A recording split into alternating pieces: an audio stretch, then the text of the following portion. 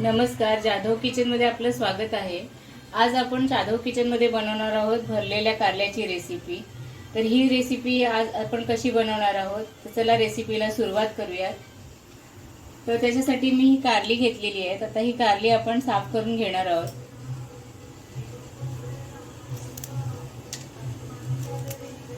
हे याचं पूर्ण मी वरून हे कवर काढून घेणार आहे।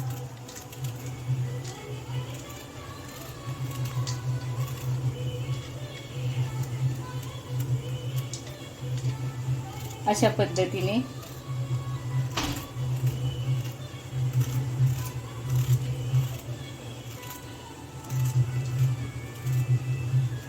त्याच्यावरचं जे हे जाड कवर आहे ते आपण पूर्णपणे काढून घेणार आहोत।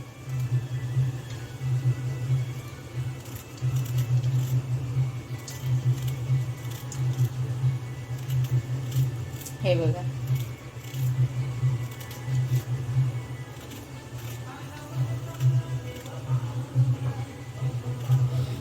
गोड गोड खाऊन कंटाळा आलाय। आता सणाचे दिवस आहे, तर आपण आज ही कारल्याची रेसिपी बनवणार आहोत। तर हे बघा, ह्या अशा पद्धतीने हे आपण कारलं स्वच्छ करून घेतलंय। आपण सगळी कारली तशीच साफ करून घेऊया। तर ही आपली कारली सोलून झालेली आहे सगळी। आता आपण ह्याला एक मध्ये चीर देणार आहोत त्याला, आणि ह्यातल्या आतल्या बिया सगळ्या काढून घेणार आहोत।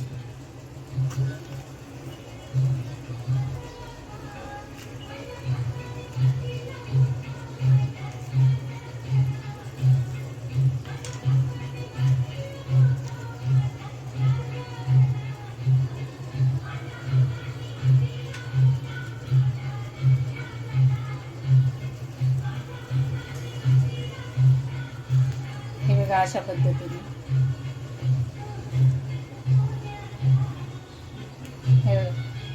अशा पद्धतीने आपण ह्याच्या सगळ्या बिया काढून घेणार आहोत, सगळ्या कारल्यांच्या।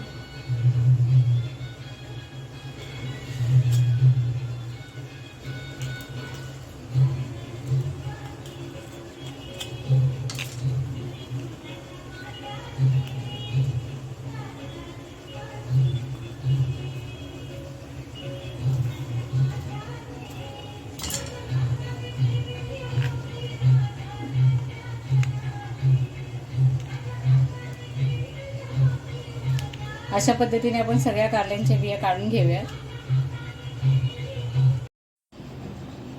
तर हे पहा, ही आपली सगळी कारली त्यातल्या बिया काढून झालेल्या आहेत। आता आपण याचे दोन दोन भाग करून घेणार आहोत।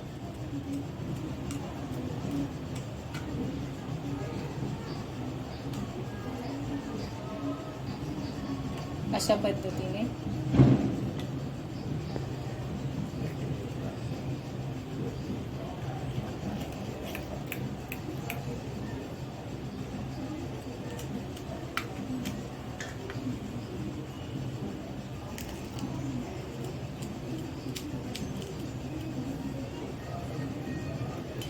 तर आपण याचे भाग करून घेतलेले आहेत। आता आपण हे स्वच्छ धुवून घ्यायची आहे। आता आपण ह्याला हे स्वच्छ धुवून घेतलेली आहेत। आता या कारल्यांना आपण हळद आणि मीठ लावून ही कारली वाफवून घेणार आहोत। एक 5 मिनिटाला चांगली वाफ काढून घ्यायची आहे।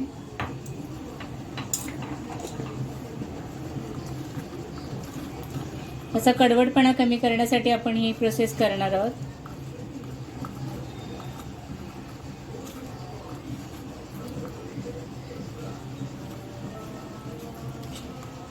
आता ही आपण वाफायला ठेवायची आहे।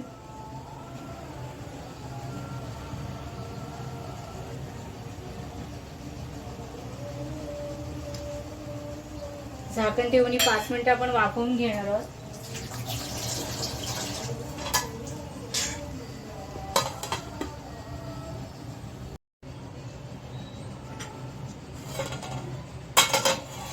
तर हे पहा, ही आपली कारली वाफून तयार आहे।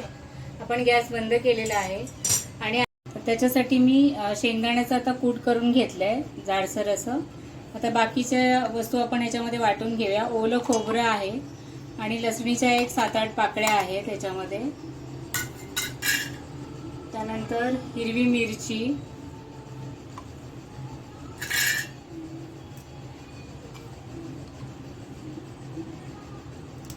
मी इथे 2 हिरव्या मिरचींचा वापर केलेला आहे।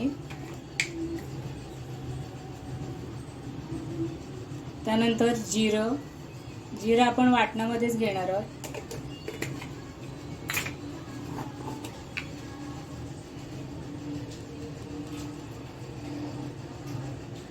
थोडी हळद,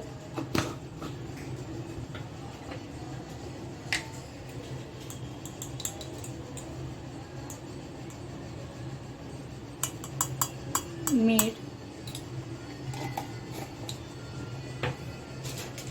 आणि थोडीशी कोथिंबीर आपण वाटून घेणार आहोत.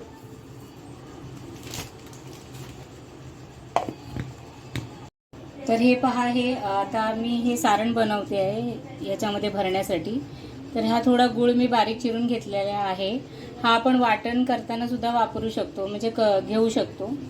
मी घ्यायची विसरले म्हणून मी आता असा बारीक करून घेतला आहे. हे शेंगदाण्याचं कूट आहे, हा बारीक चिरलेला गूळ आहे. त्याच्यानंतर आपण हे जे वाटण करून घेतलं आहे हे सगळं वाटण आपण याच्यामध्ये घालणार आहोत.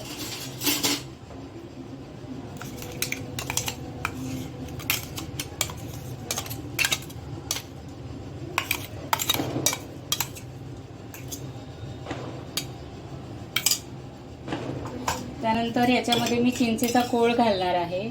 तुम्ही ह्याच्यामध्ये लिंबाचा रसही वापरू शकता, पण मला कारल्यामध्ये चिंच आणि गुळाची चवच आवडते म्हणून मी चिंच आणि गुळाचा वापर केलेला आहे. हळद आपण टाकलेली आहे त्याच्यामध्ये.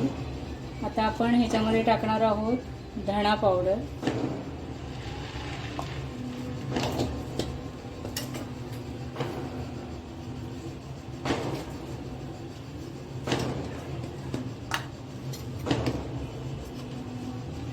मी 2 मिरच्यांचा वापर केला होता, त्यामुळे तिखट हे आपण आपल्या आवडीनुसार वापरायचं आहे याच्यामध्ये.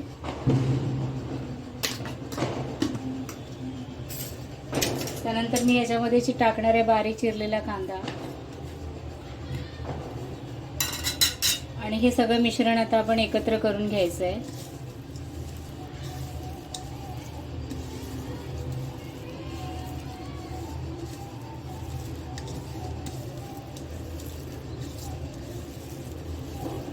याच्यामध्ये आपण या वेळेस आपण तिखट आणि मीठ आपण टेस्ट करून पाहायचं आहे.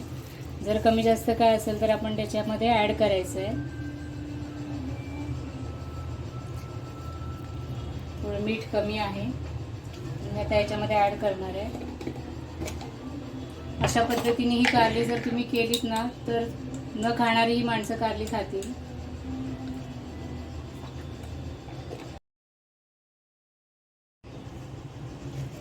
तर हा आपला मसाला तयार आहे. आपली कारली पण वाफून तयार आहेत. आता आपण त्याच्यामध्ये हा मसाला स्टफ करणार आहे असा.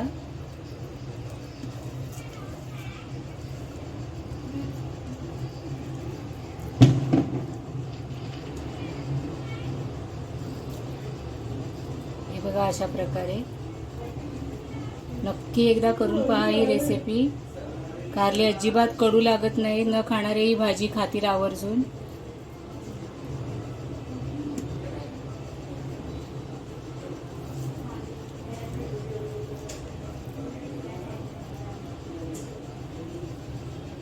चॅनलवरच्या इतर रेसिपी ही बघत जा. व्हिडिओ लाईक करा, शेअर करा जास्तीत जास्त.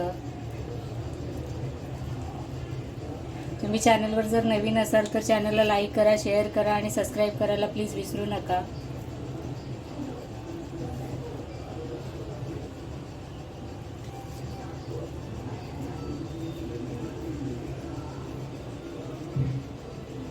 ही बघा, ही आपली कारली भरून तयार आहे.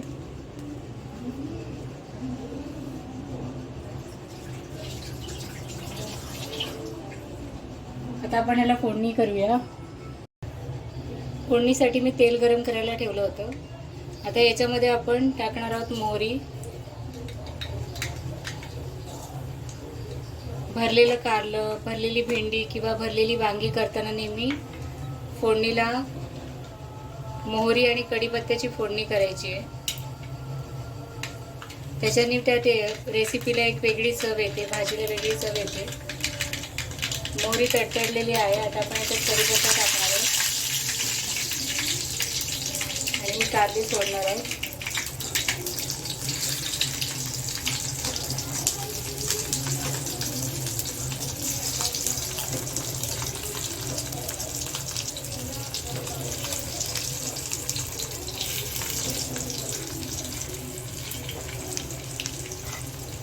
हा जो मसाला उरलेला आहे हा सगळा मसाला आपण याच्यावरती टाकणार आहोत.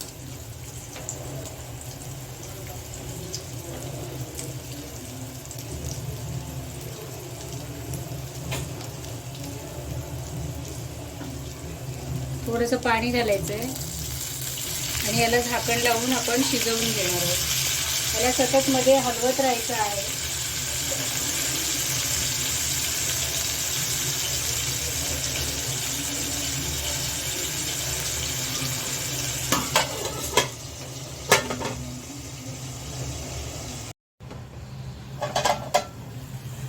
तर हे पहा, ही आपली भरलेली कारली तयार आहे. त्याला मी मध्ये मध्ये सारखं ढवळत होते. तर आता आपण गॅस बंद करूया आणि याची प्लेटिंग करूया. ते आपण काढून घेऊया.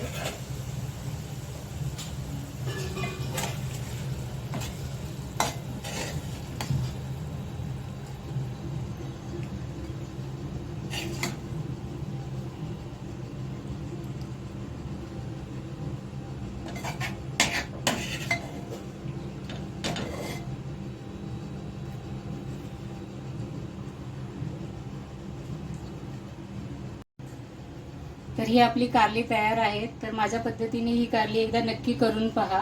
ही रेसिपी तुम्हाला आवडली तर चॅनलला लाईक करा, जास्तीत जास्त शेअर करा आणि सबस्क्राईब करायला विसरू नका.